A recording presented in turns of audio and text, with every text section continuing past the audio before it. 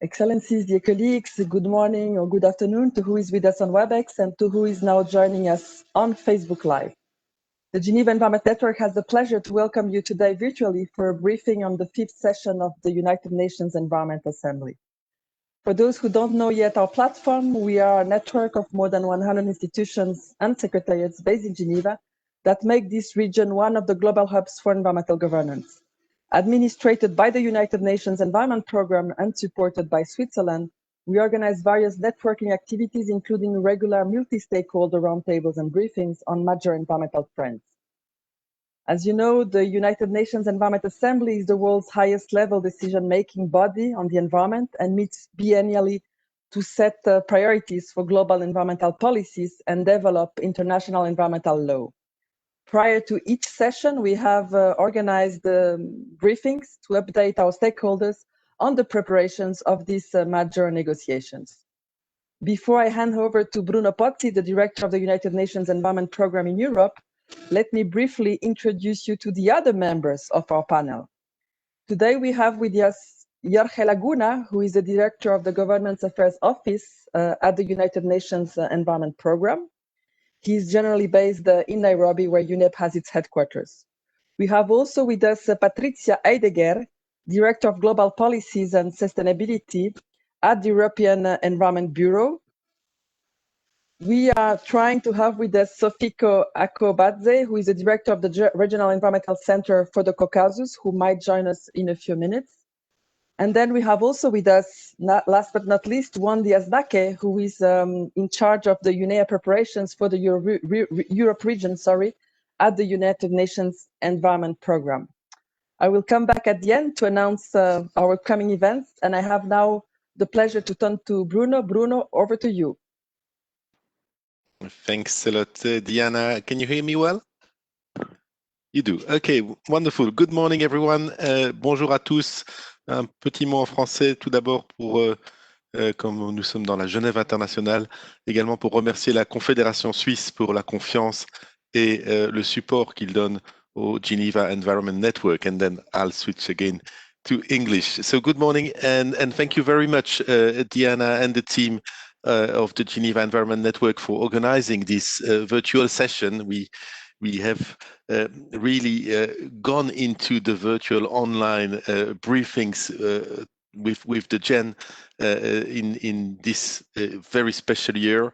But it is really important that we have this session to brief also missions that are not located in Nairobi, where our headquarters are of UNEP, because we know that a number of diplomatic missions follow UNEP from Geneva, and we want to engage with them and also with all stakeholders who are making the international life of Geneva and making the environment a central pillar of their action. We are 2 months away from UNEA 5, and it's going to be a very different session of UNEA, but the really important matter is that it takes place. And we'll hear from Jorge in a few minutes how it was, how it came to the idea of having a UNEA 5 in 2 different sessions, one that will take place now in February 2021, and another one a year later, where we will deepen our commitments to the environment, to the scope of UNEA 5, which is to strengthen the actions for nature to achieve the Sustainable Development Goals. We know that to achieve these goals, these targets to 2030, we need to have a different relation with the environment, and we need to have a relation that the foundations of our development that are better suited with the environment. What we have indeed is a UNEA 5 that will look in February 2021 at our midterm strategy and our program of work. We'll look into a number of administrative matters that make the life of UNEP as well, but we'll also have a component where member states will engage, and again, Jorge will will explain to us what it is about.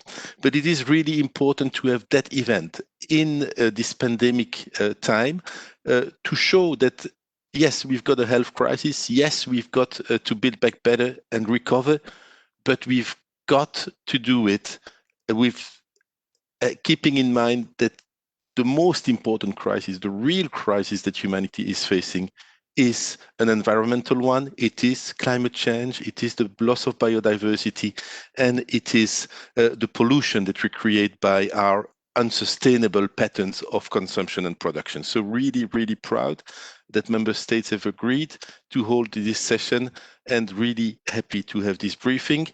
As we get closer as well to UNEA 5, we'll have another briefing, and we hope that we can then also engage with all stakeholders here in Geneva and those following online on what we want to deliver in the 2021-2022 agenda.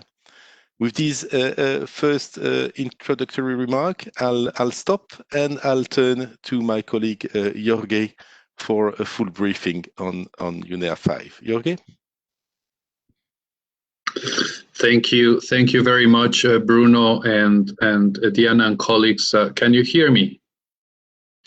Good. Moi aussi, je vais commencer avec quelques mots en français, juste aussi pour vraiment pour remercier l'appui et vraiment le soutien de la Confédération suisse et ensuite et aussi de toute la mission permanente pour le travail que le réseau environnemental de Genève, Geneva Environment Network, fait. And we prepared a presentation, and thank you for the selection of that picture. This is exactly the way we want to be, all of us, at the end of this very special journey of the 5th session of the Environment Assembly, with a sense of accomplishments of having delivered concrete outcomes for the environment. And as Bruno said and Diana said, we are extremely encouraged by the, I would say, in these very challenging and difficult circumstances, member states have decided and have lent their support to the process of strengthening the environmental assembly and strengthening environmental decision-making processes. And I want to start by emphasizing that contrary to many global conferences and events that were expected to take place either at the end of last year or at the beginning of the next year, the Environment Assembly is indeed going ahead and is indeed delivering for UNEP and for the international community. And member states have decided, as a matter of fact, and I am of the opinion that the decision made by member states has been a very wise one, in the sense that we will have an Environment Assembly that will be cut into two main segments. One that will be held virtually on February 22 and 23, as you can see, a virtual 1 to 2 day meeting, and to be followed by a substantive in-person meeting in February 2022. And I would say that as we approach this first virtual assembly, this first ever environmental virtual assembly, there is quite a lot of work that needs to be done. The first, in order to prepare the main outcomes and the main events that will take place during that period of time, short but extremely compact. Let me start with the expected outcomes of the Environment Assembly. Member states have unanimously agreed that the program of work, and let's stay here, yes, that the program of work and budget, and especially and foremost, the revamping and the transformational approach towards UNEP's medium-term strategy remains a central priority. So instead of deciding to extend the current validity of the delivery framework that UNEP is doing, member states have agreed to embark hand in hand with the executive director of UNEP in a very ambitious transformational strategy for UNEP. And we have had so far over 8 or 9 rounds of consultations on that medium-term strategy, and the adoption of that medium-term strategy for the next 4 years will be, I would say, one of the key outcomes that we hope to deliver for the first virtual assembly.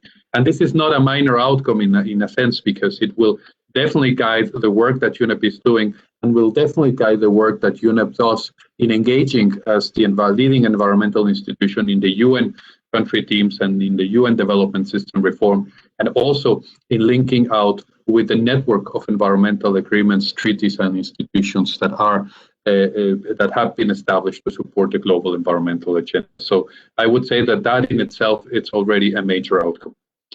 Contrary to the last time that we spoke, as a matter of fact, I'm also pleased to report that member states thought that not only should we focus on environmental matters, they also agreed that ministers should have a voice and that the Assembly should address some of the most important topics of our times. Member states have agreed that we are going to have a high-level segment for this virtual assembly, and this high-level segment would be in the form of a very substantive, I would say, leadership dialogue and series of roundtables. And there has been an agreement, which we are extremely pleased about, and Bruno was discussing that in his introduction, about having an opportunity for ministers, for high-level delegates, but also for representatives from major groups and stakeholders to discuss, how can the environment support a building a resilient and inclusive post-pandemic world. And I have heard many major groups and stakeholders representatives that instead of talking about building back better, we should speak about building forward better. And this is indeed one of the most important challenges that we intend to address from a high-level perspective and with concrete key messages that will result out of these important dialogues on what the Secretary General has said in making peace with nature being the most important challenge for the 21st century, and really the overarching priority for everyone, everywhere. And to that extent, recovering from the pandemic remains a tremendous opportunity, I would say, for the institutions that are working for a more sustainable world. This roundtable will, as a matter of fact, I think we have a slide that presents the structure of the UNEA, but will allow ministers and high-level representatives to speak on some of the experience that they're developing, to highlight some of the key messages that will help us articulate and advance the environmental agenda during 2022 and support other global environmental processes that will have very important and transformative outcomes during this year, such as the Conference on Biodiversity, such as the development of a new framework for the sound management of chemicals and waste, and several other processes, including on marine litter and so on, that will really come into play in 2021 and in 2022. Other aspects that are currently being discussed, and I hope that the Presidency of the Environment Assembly briefs you, as I have heard, very soon, it's on the development of a message, of an outcome for this high-level segment of the virtual UNEA. And this is a process that we have been actively supporting as Secretariat and on behalf of the Executive Director. And this is while accepting that there are extreme and difficult limitations to do negotiations on a virtual setting. Nevertheless, there is a willingness to ensure that the Assembly does not remain voiceless and that there can be some consensual messages and consensual calls for action from the Ministers of the Environment gathered virtually in Nairobi on 22 and 23 February. Now, this is not only about member states, and it is certainly not only about governments or UNEP itself.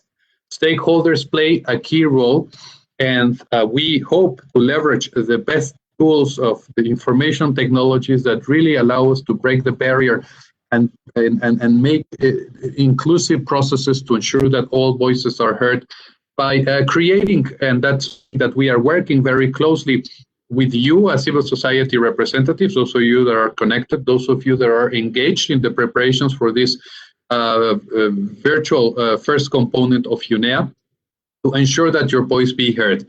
And we welcome your initiatives to organize regional stakeholder consultations, and we also are working in creating a space for the global major groups and stakeholder forum to convene in a similar virtual setting ahead of the Environment Assembly, so as to allow civil society to engage and to provide key messages and influence the outcomes that we will see from this virtual assembly.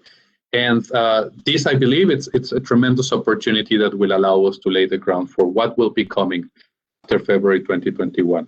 And this is where I will end my presentation, just by providing you with some ideas of what we're going to see. In 2021, in February, in Nairobi, after adopting the Midterm Strategy and after having the environmental movement and the environmental constituency speaking on the issues of a green and sustainable recovery from the COVID pandemic, we will be launching a very ambitious exercise leading towards our 50th anniversary in 2022, UNEP 50, which will be celebrated in Nairobi in the context and in a format that it's yet to be defined, but in the context of the resume session of UNEA 5 in February 2022. We will also be listening very carefully to the many member states and many countries that are calling for an event to commemorate a 50th anniversary of the Stockholm Conference in 1972 in the form of a United Nations high-level event.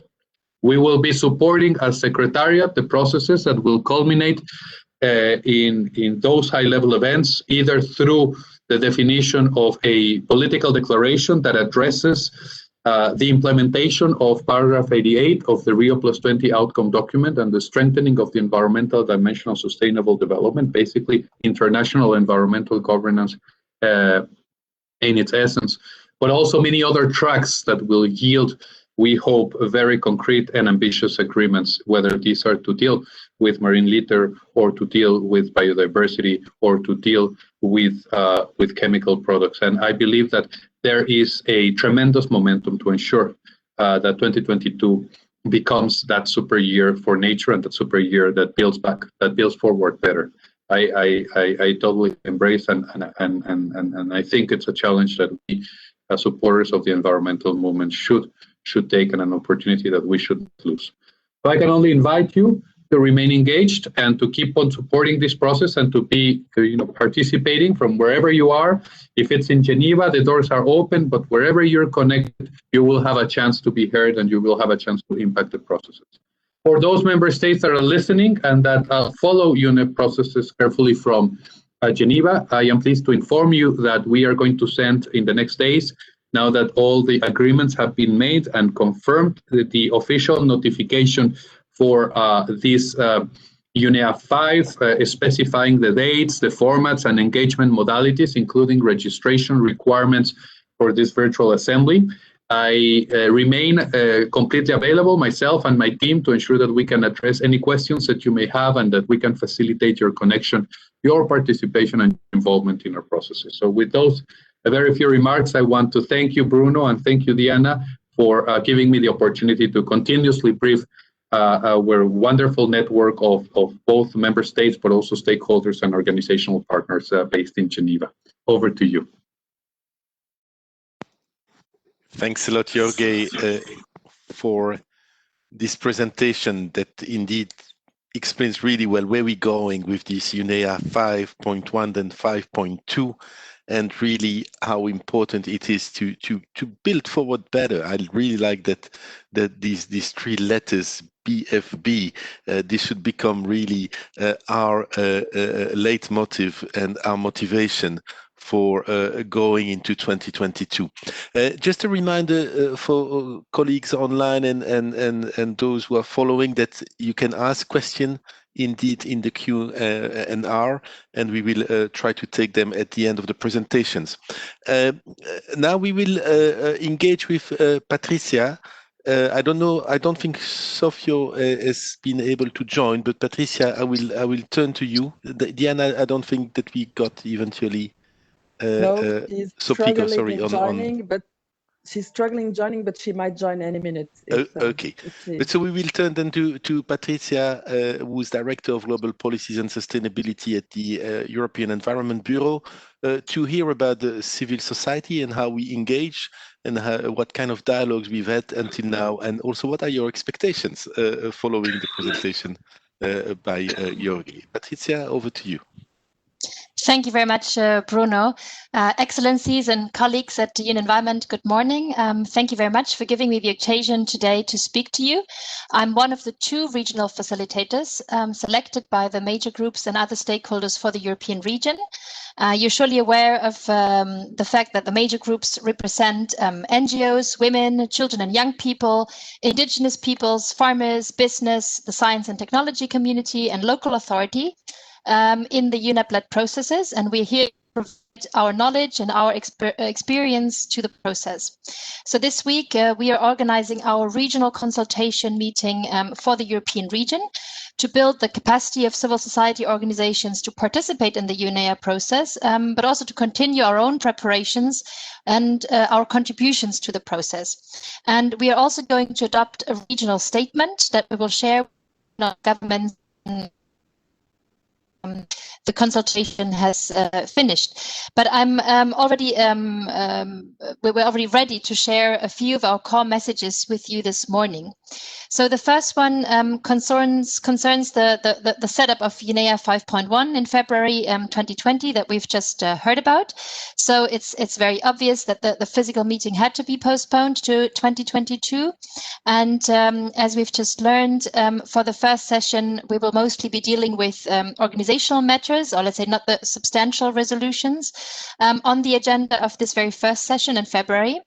And well, for us, what is important is that we all understand that the pandemic has put the brakes on our lives, but it hasn't put the brakes on the environmental deterioration that we are seeing, and we cannot put on hold the urgent protection of environment and climate, and for new transformative policies to come in.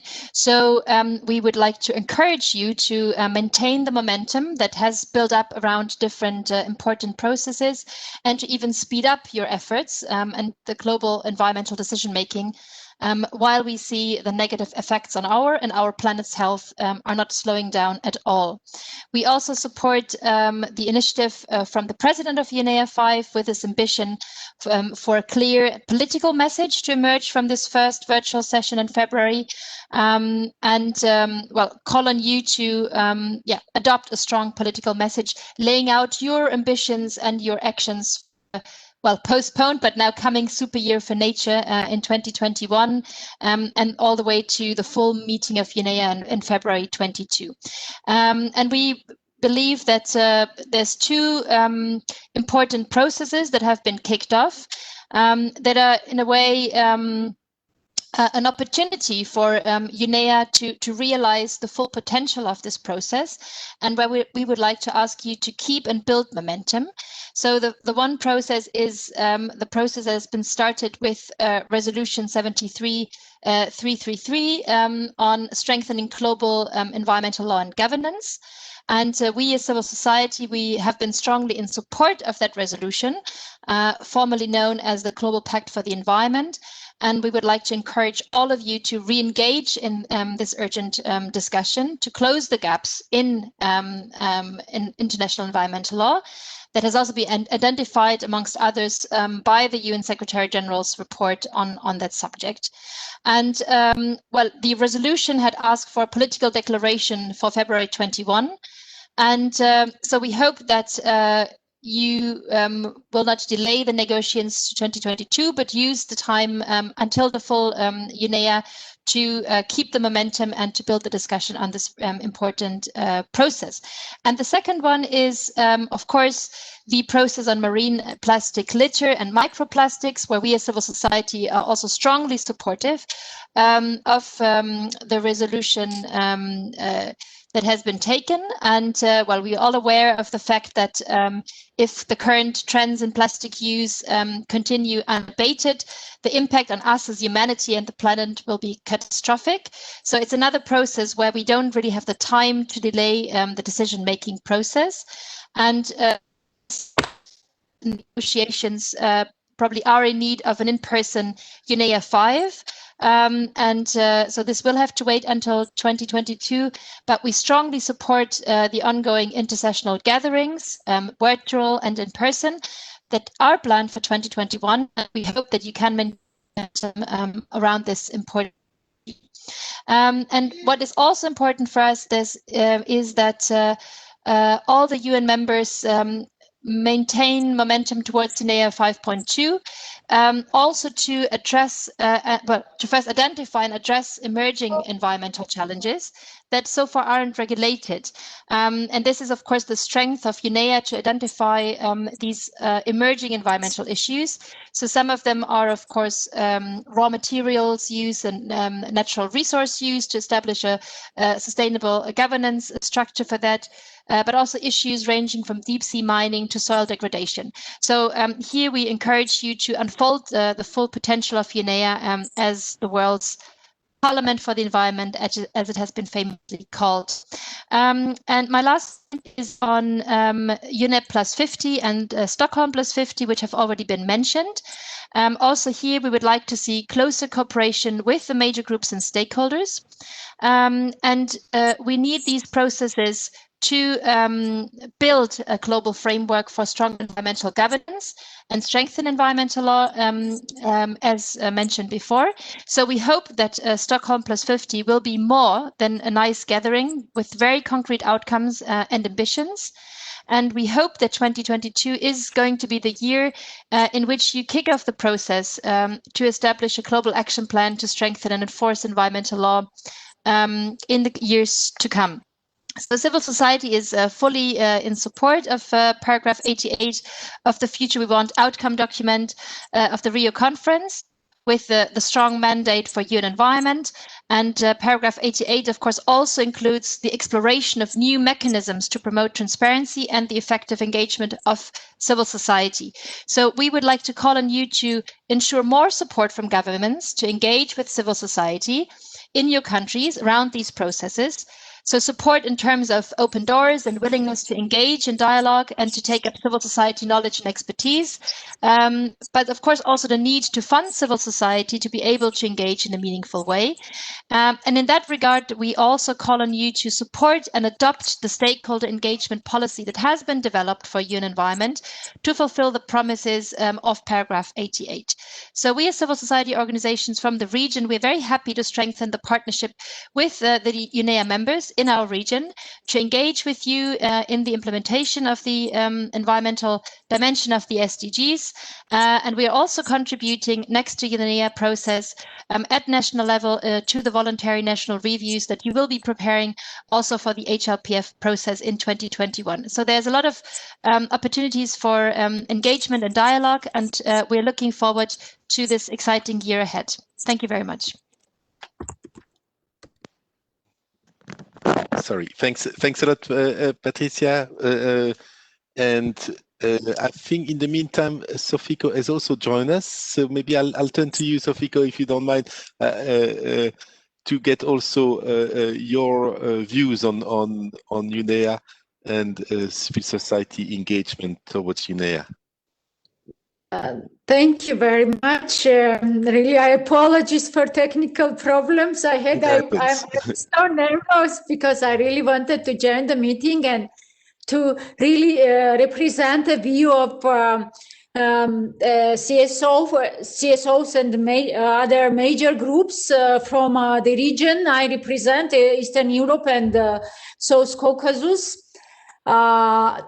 For many years, CSOs and the major groups have been advocating for policies to support transformative changes leading to sustainable development, protection of the nature and functional ecosystem, and therefore social inclusions.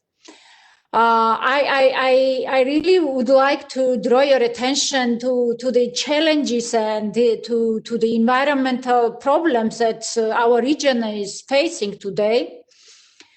Amazing rich mountain biodiversity of the Caucasus and Eastern European region enrich the lives of over half of the population in the source of water, energy, agriculture, and other essential goods and services. But in recent years, loss of biodiversity and habitats and climate change have taken place so intensively and rapidly in our region that established adaptation mechanisms of the people in the high mountainous regions are losing their efficacy. The result has been an increased risk of living in poverty, further marginalization, and high migration of internal migration of population, as well as wars. And really, the situation is not really peaceful, especially in the Caucasus today. It is obvious that there is an urge to sustain our biodiversity and improve livelihoods in remote areas. We do believe that this time the countries, states, especially from the region of Eastern Europe, will succeed to work together for upscaling the nature-based solutions, the nature-based solution to play the crucial role in the post-COVID crisis plan. And we do believe that it is the only way for us to achieve the sustainable development goals, especially those that are related to no hunger, climate, health, and prosperity. Protecting, restoring, and sustainably managing the nature is the only greatest strategy in our region for tackling climate change. Unfortunately, while the impact of climate change is increasing at high altitude, those regions are often on the edge of decision making, partially due to our isolation, inaccessibility, and partially because of relative poverty. For many years, the major groups have been advocating the recognition of important and nature-based solutions for climate and increasing prominence in the global climate policy. We would like to bring to parties' attention that community-level initiatives on restoring and sustainably managing the nature are the main contributors to the food security. At the same time, creating green jobs and businesses that, from our perspective, needs to be supported by states. We strongly encourage the member states to work together toward the resolutions and upcoming meetings to be adopted during the upcoming UNEA 5, to strengthen the role of UN Environment to promote and strengthen the actions for protecting, restoring, and sustainably managing the nature to achieve sustainable development goals, leaving no one behind. And while we are at it, and I come to my last point, engagement with major groups and CSOs does not hurt. We need to act together to restore the nature for our children and our children's children. Through engagement with each other, we start to better understand each other and our actions become transformative.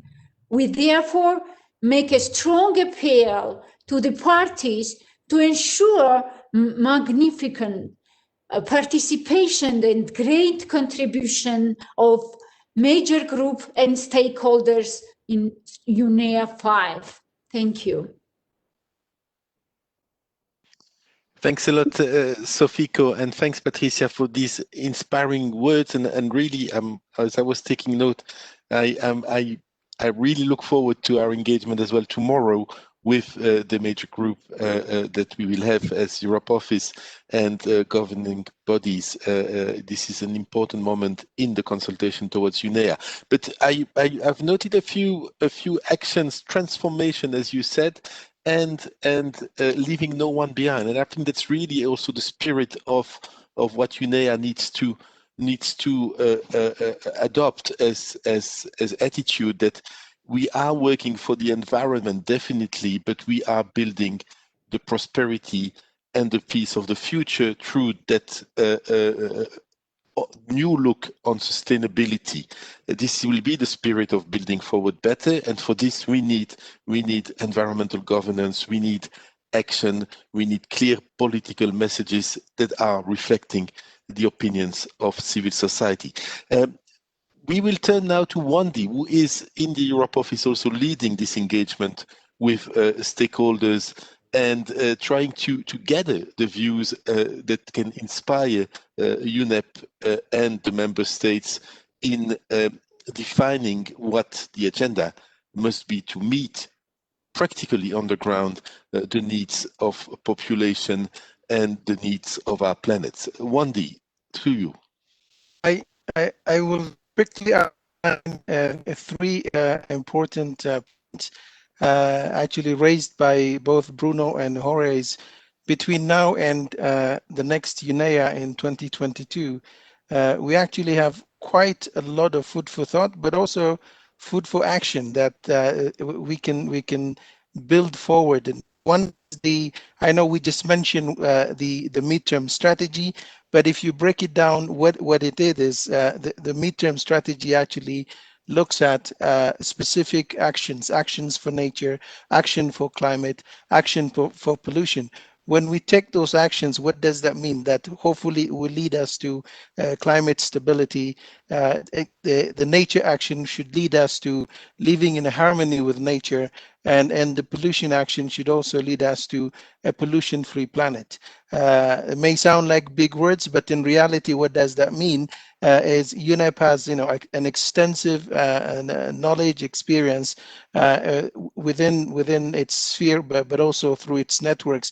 One is using the science policy interface, where we could advance these three actions for nature.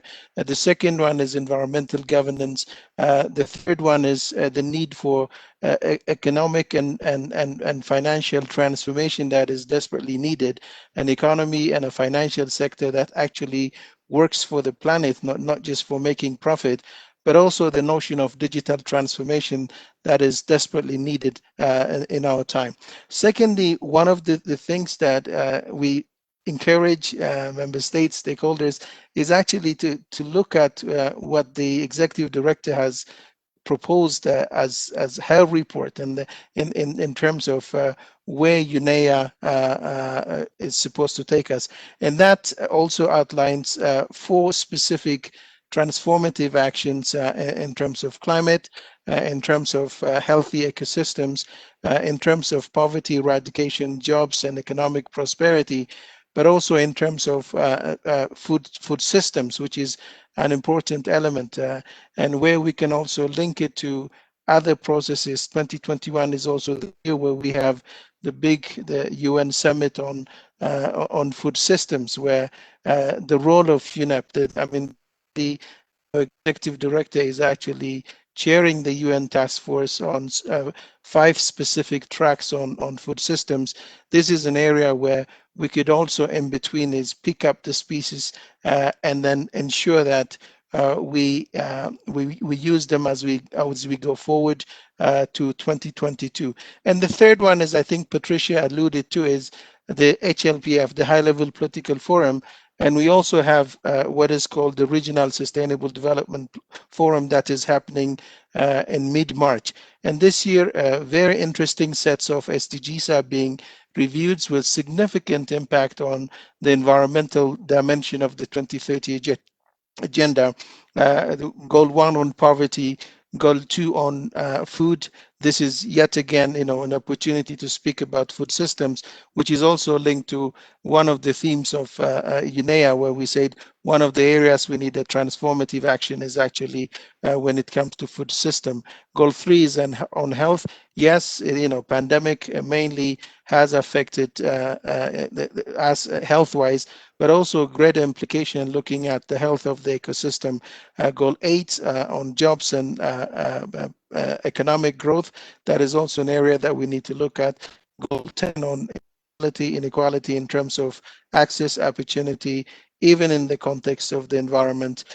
Goal number 13, of course, it goes without saying, climate is the big agenda, but how do we make sure that we also use this momentum not only in the lead up COP26, but also within our work? How do we bring in that knowledge, that negotiation? For example, this weekend on Saturday, I think I called it one of the most amazing climate commitment we ever seen so far.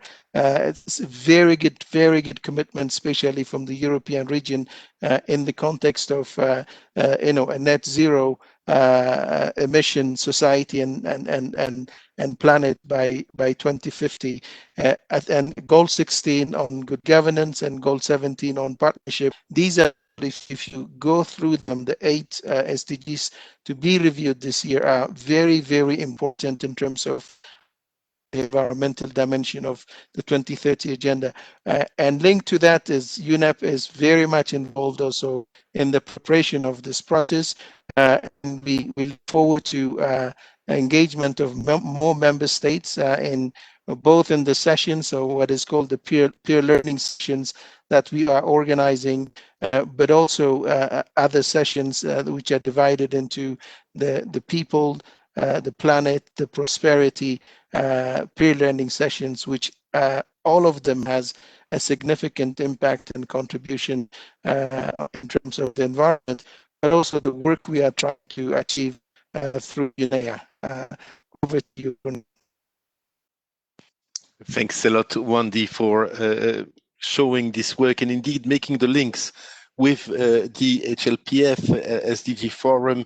These are all fields in which UNEP is strongly engaging, and with the support, we've heard it also from civil society, which is pushing us really to get to act in these fora, so that our message that action for nature and with nature is needed, our message is heard and understood.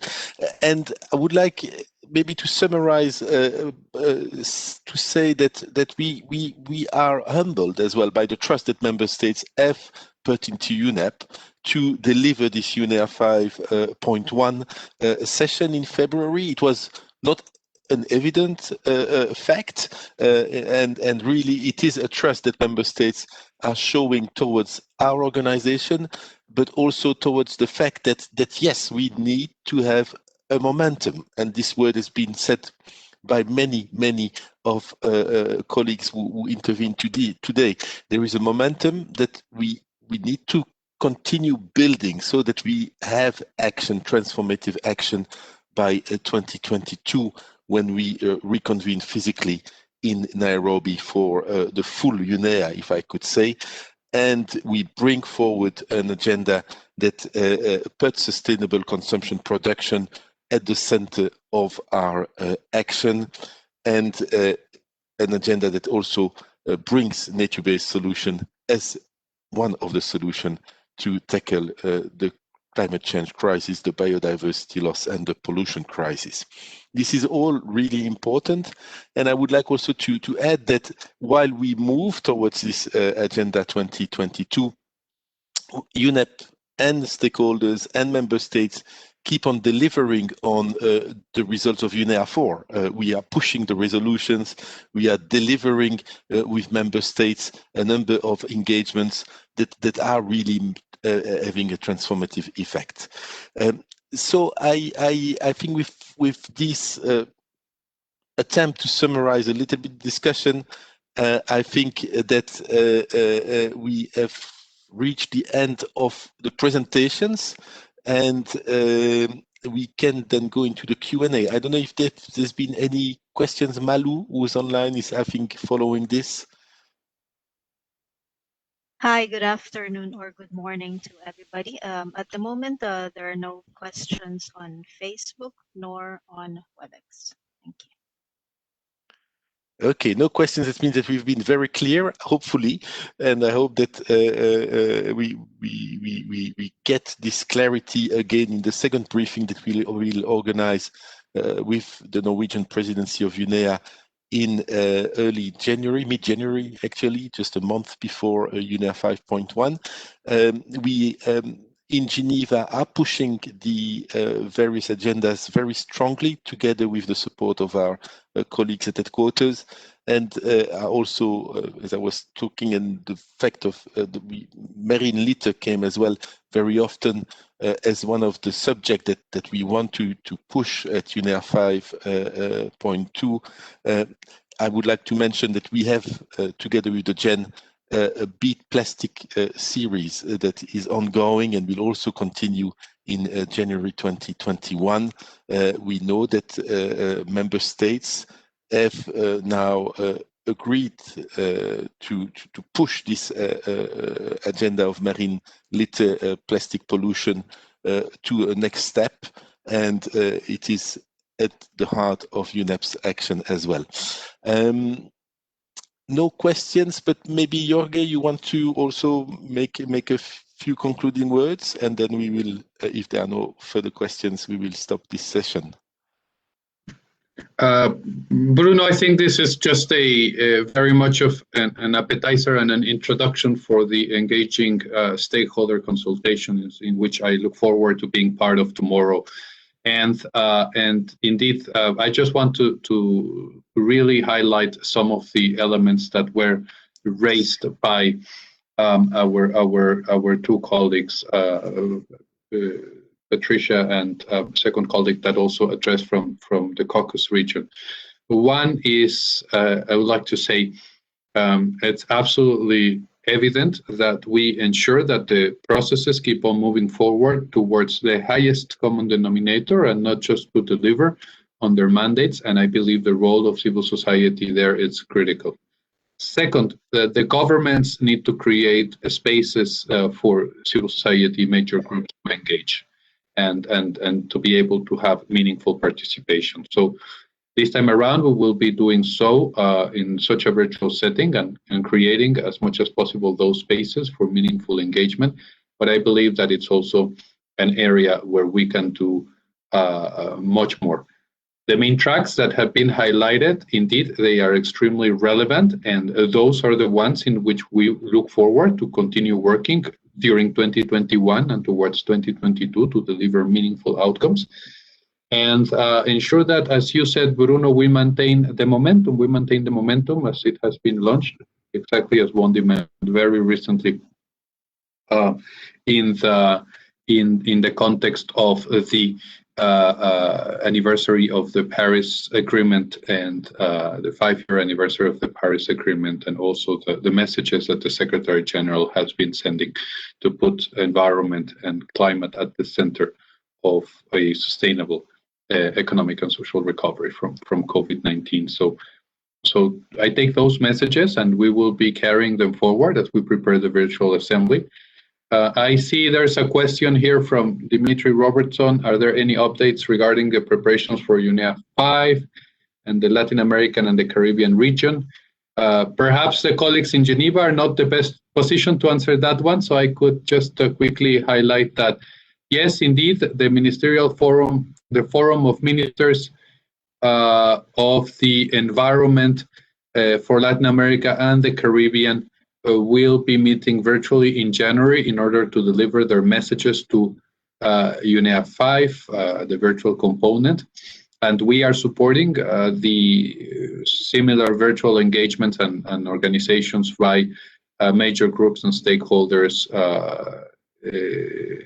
organizations from Latin America and the Caribbean. And in the next days, I suppose, maybe I've lost the date, but really, if it hasn't happened yet, it's going to happen in this next week, that a very similar consultative meeting like the one that's going to take place for the European NGOs will take place also for Latin American and Caribbean NGOs. So please stay tuned, and we can put the email here of the civil society unit, where my colleagues will be more than happy to answer and provide you with more details.